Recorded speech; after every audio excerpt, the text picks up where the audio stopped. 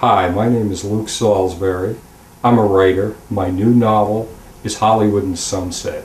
It takes place in the early movie industry, and it has two men in it who are both at opposite ends of the scale in their lives. The narrator, Henry Harrison's wife, has just announced that she's having an affair and leaving him, which has turned his world completely upside down. He is in Los Angeles to interview D.W. Griffith. D.W. Griffith, in case you don't know, probably invented or synthesized every technique used in movies as movies are done two-dimensionally, as they're still done. He had made a movie called Birth of a Nation, which made more money than they could count, not because money can't be counted, but because there was no national distribution system. This was the first blockbuster. Blockbuster is a movie that people don't go to see once, they go to see again and again and again. Gone with the Wind, Jaws, the Godfather movies. The blockbuster invented Hollywood. Griffith made more money than he could count. Let me give you an example. A junk man in the town I live in, Chelsea, Massachusetts, had two theaters, one in Haverhill, one in Lawrence.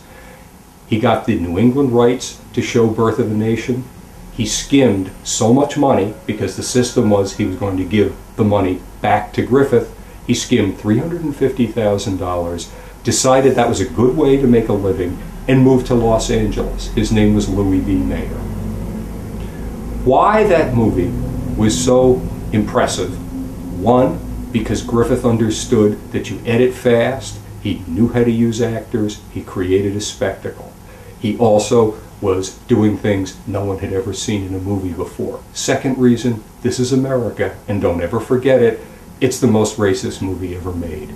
It has the most vicious stereotypes of African Americans imaginable. If you haven't seen it, take it from me. He used white actors in blackface and sometimes put soda powder in their mouths to make them foam. The culmination of that movie is the Ku Klux Klan rescuing Lillian Gish from the fate worse than death, which is marriage to a mulatto. It's one of the most bravura pieces of editing in film history. It's the first use of Wagner's Ride of the Valkyries, which most of us are familiar with, from the helicopter attack in Apocalypse Now. So, we have this very flawed, very complicated American figure, D.W. Griffith.